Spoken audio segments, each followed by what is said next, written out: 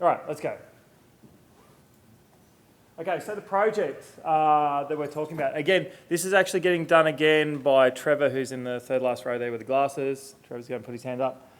From the business point of view, and he'll be very non-technical side of it, but explaining some of the process around why the data gets done in certain ways. That's the project. So the Australian government is funding a bioregional assessment program to provide transparent scientific information to better understand potential impacts of coal seam gas and coal mining on water resources and water-dependent assets. Quite contradictory. I've had a few oil and gas companies who actually do this stuff as clients as well. So I was kind of torn between the middle. But that's the process. Everyone knows Australia's pretty big, but as a whole, back that way.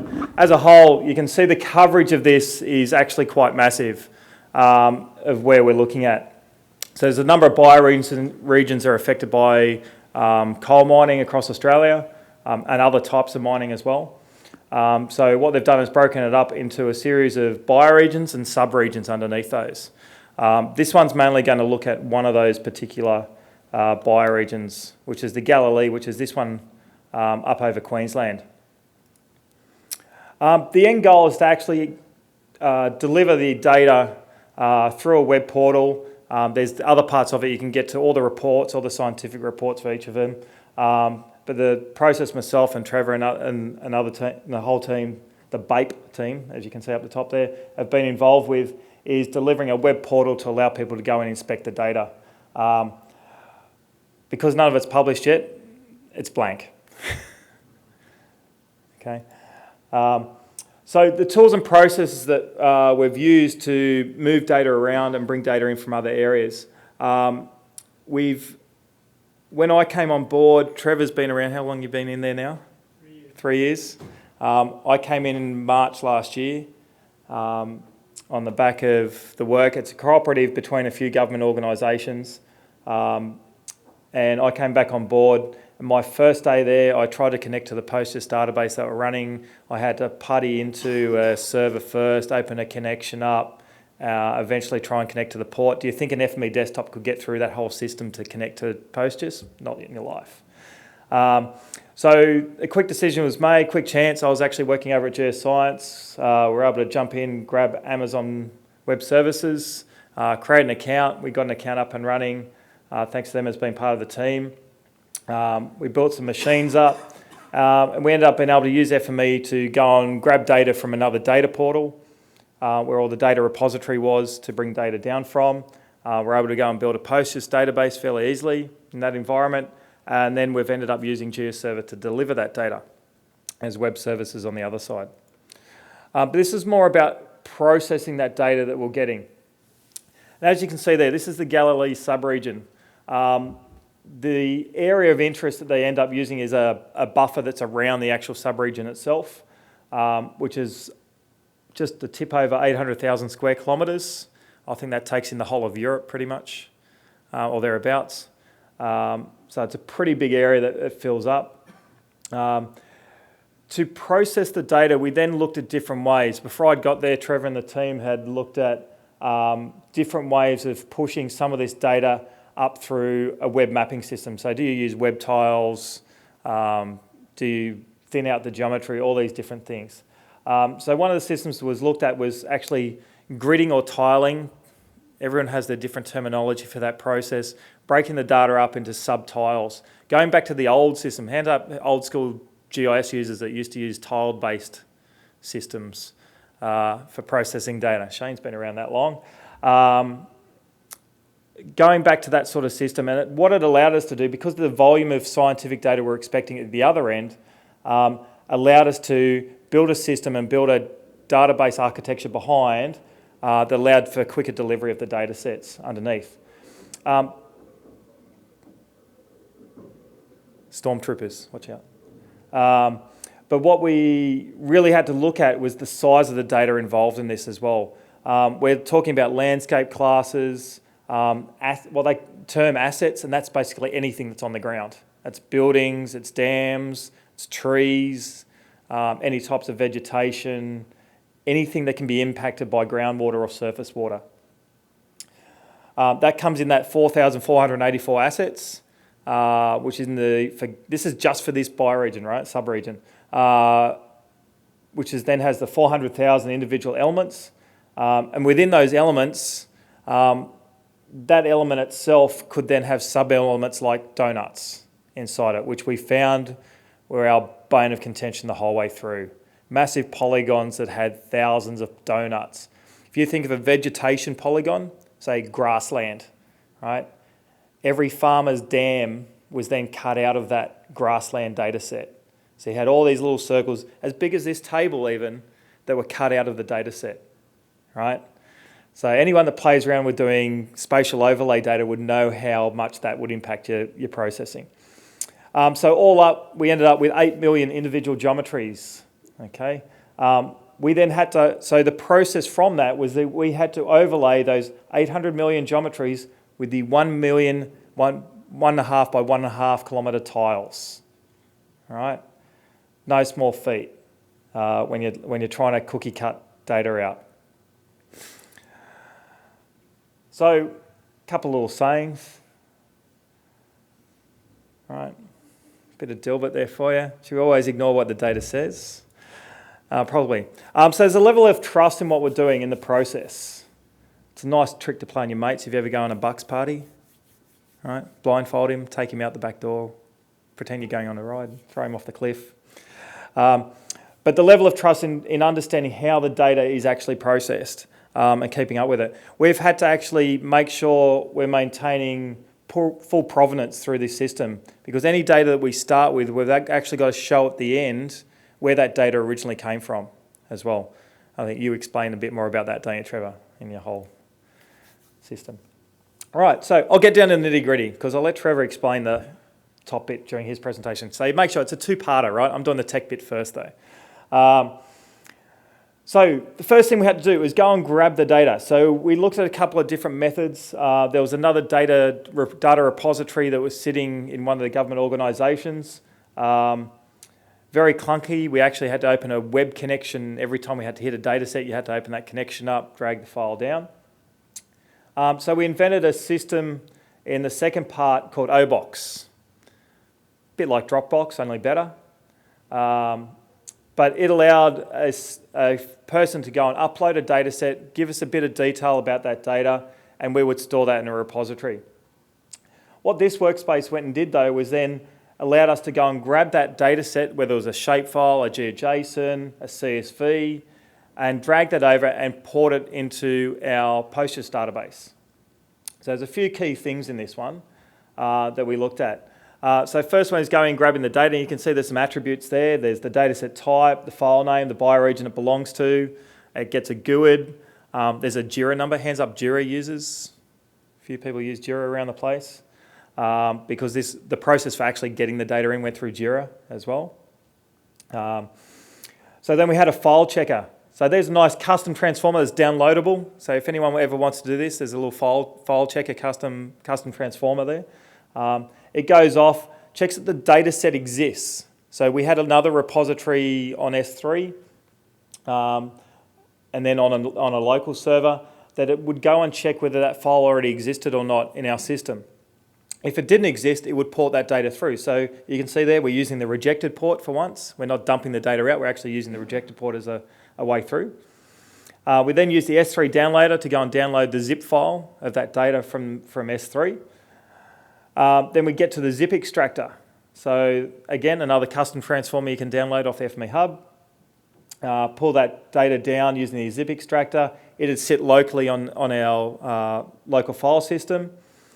And then from there, we go and then split that by format. So there's a test filter in there, so we get to even bigger again. So the test filter will then split it based on the file type that's entered. And depending on that format, because each format's different as we all know, the data would then filter through a different process with a couple of attribute managers, string replacers, value mappers, and in there, the UUID generator to making sure we're getting a new unique identifier on each data set coming through. That'd port down and go to a Workspace Runner. Now, importantly, each format had to go to a different Workspace Runner because in this process, we couldn't actually get dynamic ones to work correctly in here. There was a couple of little things in there that modified and changed each one ran. I didn't show the other one because it was not important about how it runs, but there's a bit of explanation on that. But what we came up with, aside from that O-Box one, is we had to do a process. We had the 13 bioregions to process. We had to try and come up with a concept that was quick and easy and efficient, and we had to recycle the process. So for each bioregion, we picked one of the smaller ones to start out and test with. It didn't have the 8 by 1 million feature overlay. It only had like 40,000 by 100,000. So it was a lot easier to handle. So the main thing was their recycling. But the reason I like this one is that there's a whole bunch of acronyms there that nobody really knows what they mean, right? And that was important with this data coming through as well. So we had to be careful with what was there. So this is the next step. So as each of the data sets came through, we can see up the top, that's the assessment unit. So that's the boundary of the data. So the data that we're getting given from the Department of Environment or whichever the custodian of the data was that was delivering the data would give us some data sets. It'd be zipped up as part of the package and we get it and we go, right, we need to open this data up. Interestingly enough, some of the asset data that we were given, or element data as this case is, covered the whole of Australia. So even though we're talking about one small little region, the data sets that were getting delivered were the whole of Australia. So we had to cookie cut the region out first. That was step one that we came to. As they came through, we basically ran it through a clipper, and you can see all those ones there. We then ran a joiner to connect some additional data. And on the outside, I'll just jump in here, were these three here. And what that was maintaining was the provenance of where those original data sets came from. So once it was split out into that, and that's all getting written into the PostGIS database now. So once the data's in there, all the data sets are up in PostGIS. It's a lot easier for us to handle and deliver that out. So we then get to the next phase where the data's coming through and we need to then overlay it with a grid to reduce it down into those small chunks for each of the data sets. So that's the whole process, but the key one I want to focus on is right over on the left-hand side there, because of where I highlighted about those donuts that come through.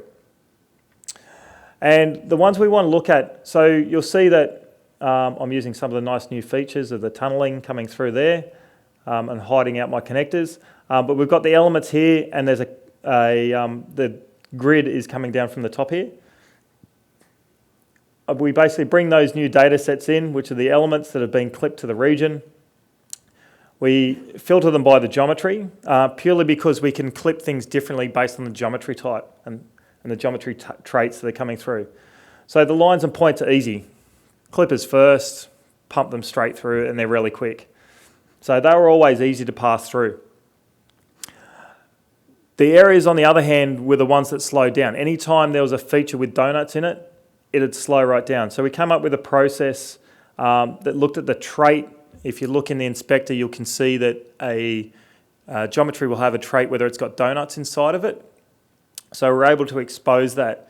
So any of the geometries, and in this case, this screenshot I've got has them both going out at the time to separate data sets. So again, trying running it all in one go was again slow. So we pumped them out to separate tables in PostGIS and then reread them in again through the process, just to make sure we were backing this up halfway through, because a few times it crashed. So depending on the size of the machine we're running. So we've got the geometry extractor there. So the untouched ones went straight out, and you can see it's got a clipper and a double clipper process. But the donuts went through a donut hole extractor. So the little trick we came up with was using the donut hole extractor to pull the donuts out, make them flat polygons with no holes in them, running them through the clipper, which ran a bucket load quicker. Like, we're talking efficiency of 1,000% quicker than if they didn't. And all we do at the bottom is then run them through another clipper, then overlays the holes back over the top again. And the little trick there, you can see, because it's not clear, in this one it's clipper and clip E, in this one I've used the up-down method on the transformer and had clip E at the top and clipper just to make sure the connectors are nice and tidy.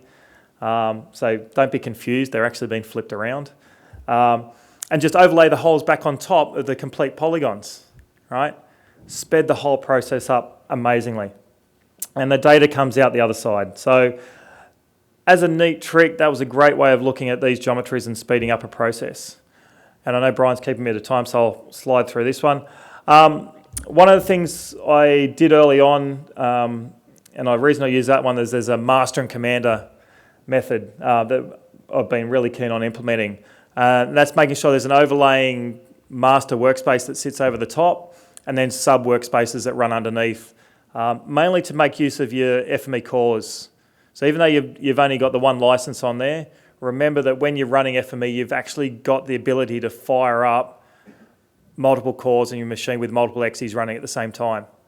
And by splitting your data somehow, it'll speed your processing up a lot. And with this data set, and the reason this one ran the way it was a kicker list, we split the data up so we ran 200,000 grid tiles at a time with some workspace runners running underneath and a kicker list that basically scrolled through, and there was, I think, something like 26 subroutines that ended up having to be run through there. Took a day or so for the whole thing to run the first couple of times we ran it. Mind you, this was running up on Amazon EC2 on a C4XX large, something with some ridiculous amount of 256 gigabytes of memory, something, and we filled it with the temp space that FME was running because of the clippers, basically, in there, right? So there was 4 FME processors all sitting at 40 gig, right? So I'll just finish with this one. This is and I know Trevor's going to highlight this a lot because he's got the same picture. This is one thing that we're able to achieve during this process. Hands up anyone who has to do provenance in their process, yeah? OS, GAC, the big government organisations, right? Nobody else is even touching it yet. Yeah, you're the leaders. Yeah, no. Bad idea. Feature level provenance we're able to achieve. So each feature coming through, this is not dataset provenance, this is feature level provenance. Because of the way we're using FME, reading each feature through, we're able to tag each feature with where it originally came from. All right? We're yet to really do a big story or song and dance on this, but at a government level, when people start seeing this trickle through, it's going to rattle some cages, I think, on the way through. The way FME was able to handle this, and also thanks to Trevor and his great data modelling skills, we were able to build a model that could handle that process in there as well. And now at the other end, people are actually able, from the scientific point of view, go back and actually look at where that data originally came from. Because if you open up a zip file with a bunch of shapefiles in it, the zip file has the provenance on it, but your shapefiles underneath, unless you go trawling through your metadata, didn't. But we can now click on a feature and we know the source 3-4 data sets it came from initially. And for me, that's probably one of the best things I've ever seen come through from a project. And I'll finish with this one because I actually don't know what it does. It just looked cool. There's a whole bunch of FME server job submitters in there. And that's it. Thanks, that's me. And there's Trevor's talk at the bottom there.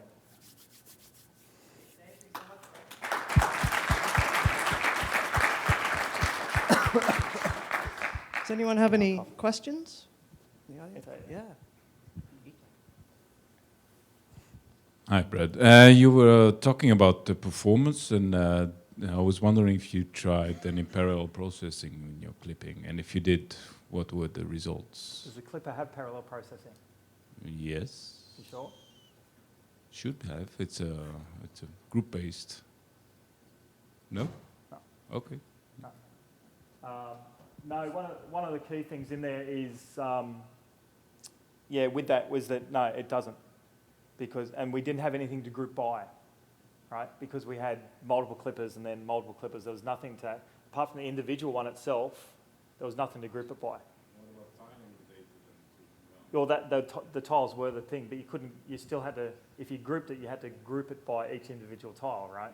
Which is the way it was running anyway. So as multiple clippers, that's what happens during that process. Yeah. And it was purely, I think, how many methods did we try? A lot. It took some. I went skiing with my kids one week, and I was sitting at our local ski field in the pub while I was watching the kids, trying to fit that one screenshot with the kicker one. I was sitting in the pub trying to figure this out, talking to Trevor on the phone, going. Because when we ran it on the really small bioregions, it ran fine. As soon as there was two big ones, right? There was Galilee and another one called MBC further down. They were massive, right? They're covering, a quarter of Australia. So, and the volume of data that was there just took too long. It was more inside FME, the memory usage, when it does go in that clipping process, because it's creating temp files in the back end. Those temp files were ending up really, really big. So trying to create solutions there to split the data down that little bit further. Great. Any other questions? Hey, great. Thank you so much, Brett. All right. Wonderful. Thanks. So we have a break now. A quick